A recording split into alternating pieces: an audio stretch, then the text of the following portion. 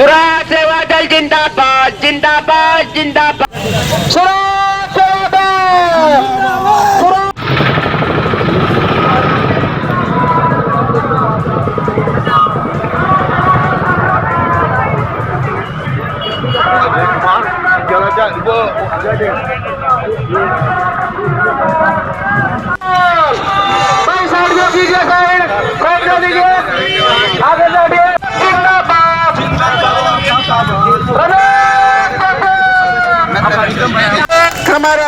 हमारा कार्यकर्ता नहीं है, अपने प्राणों की आहुति देने वाला तत्पर कार्यकर्ता है। तो हमारे विधायक जी ज्ञानचंद जी जो है केस कर रहे हैं, जिसको करना चाहिए वो केस तो करते नहीं है, वो दर्ज करते नहीं है, लेकिन जो नहीं होना चाहिए फर्जी केस वो किया जा रहा है। आज ये जुर्म है।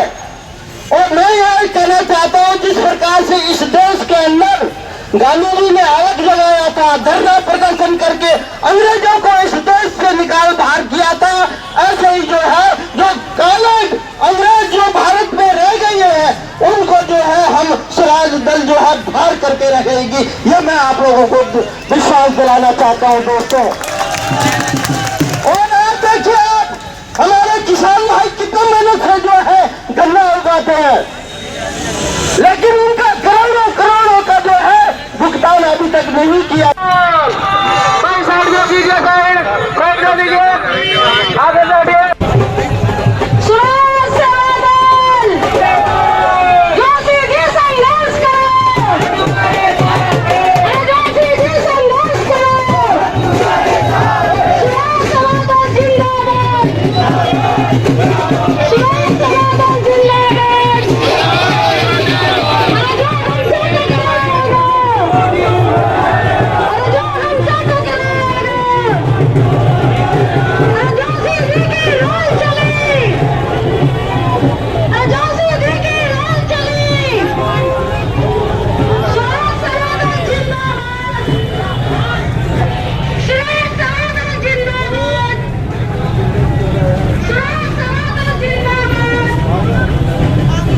से कि बिल्कुल झूठे मुकदमे हमारे खिलाफ और हमारे पूरे परिवार के खिलाफ कर देंगे, जबकि हमारा कोई कागजों में कोई हमारा कोई दस्तखत नहीं है, कुछ नहीं है, लेकिन फिर भी हर धर्म के तहत और उनके जिन्होंने हमारे खिलाफ मुकदमे किए हैं उनके दिमाग जो था सिर्फ ये था कि पैसा वसूली का मामला था हमारे खिलाफ।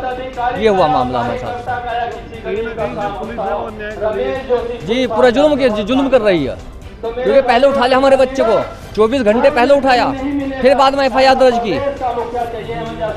हमारी गाड़ी थाने में खड़ी हुई है और बच्चा मोबाइल भी थाने में ही है। हाँ, कंप्लेंट गई है, मतलब हमने जो है एक दरख्वास्त दे रखी है एसएसपी यहाँ के यहाँ कि हमारा बच्चा फला टाइम वहाँ से उठा लिया था हमारे घर से, ये हमने दे रखी है। हाँ, जो हजवेल को पूरी उम्मीद है हमें। हम जोशी जी के पास गए थे, हमारे साथी हैं, हमारे बड़े भाई हैं, हमें पूरी उम्मीद है। जोशी जी एक आवाज नहीं, एक क्रांति पुंज है, एक अग्निपुंज बनकर जो उत्तराखंड की जनता के लिए उभरे हैं और तरित हुए हैं। मेरे अनन्य सहयोगी उत्तराखंड सरकार के पूर्व मंत्री, उत्तर प्रदेश और उत्तराखंड में विधायक रहे, ऐसे कल झूठे सच्चे हम नाली बनवा रहे हैं, तो जब नाली टूट रही है क्या हो रहा है? तो प्रधान को जाल तो दाढ़ी से वाले को बदमाश लग रहा है। आज रमेश जोशी के संगठन की बादल हो तो दूध का दूध, पानी का पानी होगा। और जो बात और जो हम कह रहे कि साहब हमारी चक्रोड की शांति बनाए रखेंगे, तो किस लिए हमें धरना यहाँ पर रखना है और अपनी बात को कैसे रखना है ये आपको समझ में आएगा। क्योंकि जहाँ जगह लगे वहाँ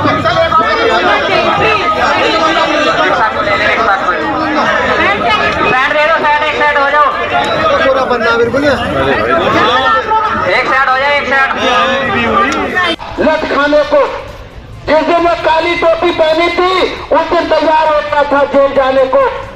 जिस दिन मन में आया था कि स्वराज इस प्रदेश भी नहीं देश में प्रचंड लहर लहराएगा, वो उसने मन मान लिया था कि गांधी जी की तरफ कई बार जेल जाऊंगा, और उसने मन मान लिया था, उसने मन मान लिया था कि कई बार जेल जाऊंगा और भगत सिंह की तरह हंसते हंसते फांसी से चढ़ जाऊंगा।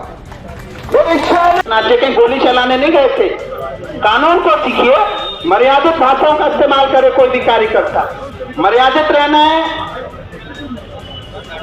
एक बार सभी लोग बैठ जाइए प्लीज, पता है थोड़ा सा और अच्छा लगेगा।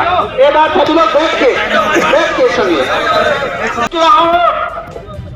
अगर कोई अधिकारी ये सोच रहा हो कि मेरा चुनावी एजेंडा है, मैं कभी किसी चुनाव के लिए आपके पास, मैं हरिद्वार की किसी भी सीट को चुनाव नहीं लड़ूंगा, ना मैं वोट मांगूंगा, लेकिन मैं चाहता हूं कि आज जो पैसे का चल रहा है, आज जो पैसे लेन देन छोटे मुकदमे लिखना और उसके बाद उन मुकदमों पे पैसे लेकर के मुकदमे कागज से नाम निकाल देना, मैं आज पूछूंगा।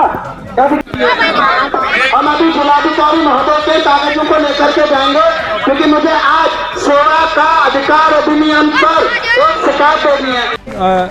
जिस प्रकार से स्वराज जो है सेवा दल लगातार मैदान में काम कर रहा है, इस प्रकार से आप हमारे चैनल के माध्यम से क्या आवाज़ उठाना चाहेंगे?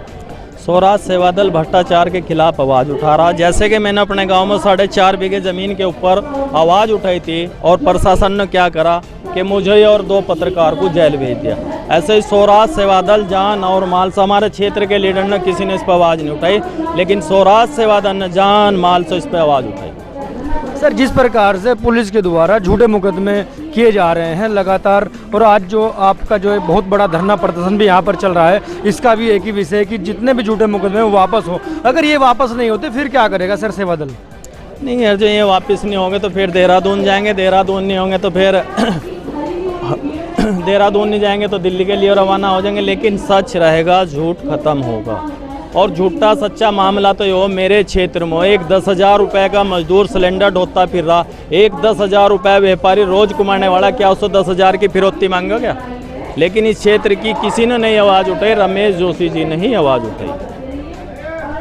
देखिए, अभी हमने बात की और बात करके यही पता चला है कि जो भी लगातार यहाँ पर जो भी झूठे मुकदमे हो रहे हैं, झूठे मुकदमों के खिलाफ स्वराज सेवा दल जो है यहाँ पर आवाज़, स्वराज संगठन के जो है सेवा दल के जो महामंत्री हैं जी। सर, जिस प्रकार से लगातार यहाँ पर झूठे मुकदमे हो रहे हैं, तो आपका क्या कहना है और किस प्रकार से जो है आपका संगठन कार्य करेगा?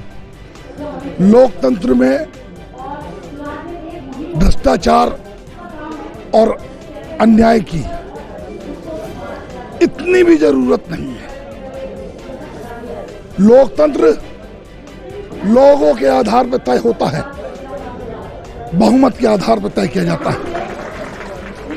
यदि कोई व्यक्ति ईमानदारी को गिरा के और बेईमानी का पक्ष को भारी करने की कोशिश करता है, वो नैतिक रूप से चाहे अनैतिक रूप से वो भ्रष्टाचार और गलत ही है।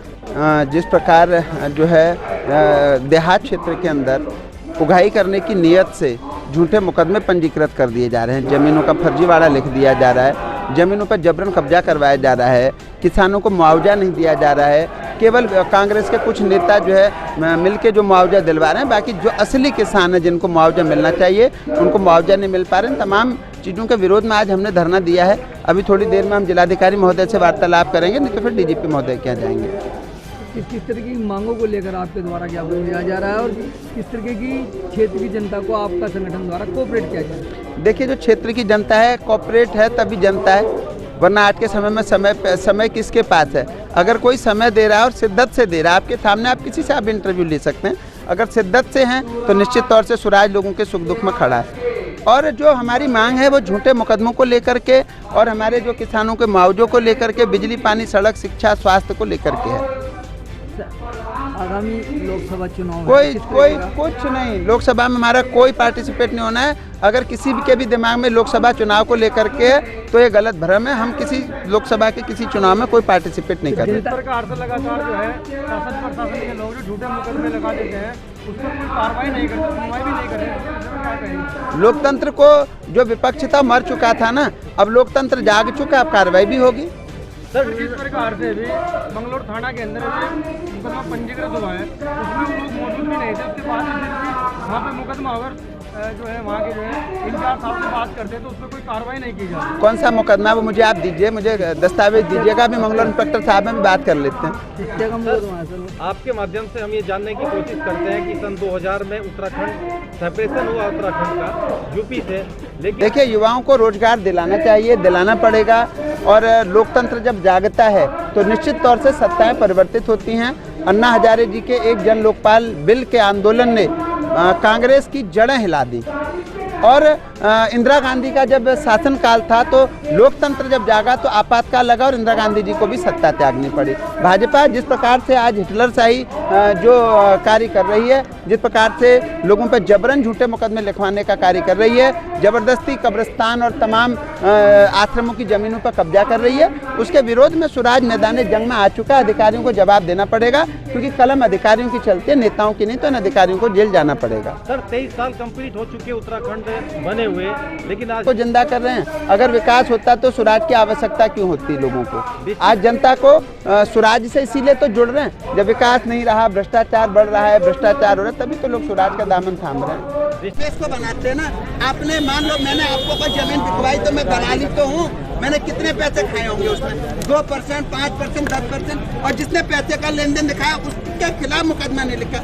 और सबसे बड़ी चीज देखिए, मैंने इंस्पेक्टर गंगनहर को इस पर, उसके बाद रमेश का नावेद का समझौता हुआ, ऐसा सब कुछ मनगढ़ंत कहानियां इंस्पेक्टर गंगनहर ने बना दी। ये देखिए, मैंने इंस्पेक्टर गंगनहर को थाने में ये समझौते की कॉपी भेजी है। अगर दो पक्षों में ये कह रहा है कि ये चेक जी नावेद ने अपने समझौते में लिखा है, ये चेक मैंने जो है वो फर्जी चेक है, वो कह रहा है मैंने चेक वापस ले लिया, मुझे मेरे पैसे मिल गए, उसके बाद गंगनहर थाने में मुकदमा हो रहा है। क्यों साहब, आप बताइए, गंगनहर थाने के इंस्पेक्टर के खिलाफ कार्रवाई नहीं होनी चाहिए क्या? आज जो अधिकारी है जो पहाड़ की ड्यूटी तो काट नहीं रहे, पहाड़ की ड्यूटी जो है प्लेन्स में यहाँ पर आके काट दे रहे हैं। कुछ समय STF रह लेंगे, कुछ कहीं रह लेंगे, कुछ कहीं रह लेंगे, और फिर जो है यहाँ जा रहे हैं। आप बताइए ये गलत है या सही है? आप बताइए, आपने FIR पढ़ लिया, एग्रीमेंट पढ़ लिया, समझौता पढ़ दिया, इसमें सही है गलत है? साहब आप ही बताइए। हाँ जी, आप बताइए। देखिए, तो आपके माध्यम से हमें ये बात पता चली, मैंने भी अभी आपके सामने इंस्पेक्टर गंगनहर से बात की। एक तो ये है कि मेरी जानकारी में मुकदमा कायम हुआ है 693 जिसमें कि आपके मुलजिम बने हैं। एक ही घर के 5 लोगों को मुलजिम बना दिया, घर के ही 5 लोगों को। मतलब रमेश जो मुख्यवादी था उसको मुलजिम नहीं बनाया। अगर चलो मैं कहना 5 चोर हैं तो सबसे पहले रमेश को चोर बनाना था ना, रमेश मुख्यवादी होता, उसके बाद ये 120 के वांटेड होते। देखिए, रमेश के विषय में मेरी इंस्पेक्टर गंगनहर से बात हुई है, और अभी क्योंकि इन्वेस्टिगेशन चल रही है तो इन्वेस्टिगेशन में रमेश की भूमिका की निष्पक्ष जांच की जाएगी। साहब पैसे का लेन देन तो रमेश और नावेद के बीच हुआ ना। रमेश, ये स्पष्ट एग्रीमेंट में आप देखो क्या है, ये एग्रीमेंट यही तो है रमेश और नावेद के बीच। ये एग्रीमेंट किसके बीच हुआ? रमेश और नावेद के। तो आप मुझे बताइए, रमेश की भूमिका तो सबसे पहले प्राइमरी पे आनी थी या बाद में आनी थी? आप बताइए। सबसे पहले रमेश के नाम आनी था ना। वो आपकी बात सही है, और इसीलिए मैंने अभी इंस्पेक्टर गंगनहर से जो बात करी है तो मैं दोबारा रिपीट कर रहा हूँ कि रमेश की भूमिका की निष्पक्ष जांच है। साहब सबसे पहले आप बात कीजिएगा, ये मुकदमा गंगनहर थाने से किसी अन्य थाने को भिजवाइए, बात करवाते हैं। हाँ, ये मतलब आपका नैतिक दायित्व। तो देखो आप इन्वेस्टिगेशन के बाद ही तो मुकदमा होना है। मैंने बचपन से आपको देखा है, मैंने आपका वो इतिहास काशीपुर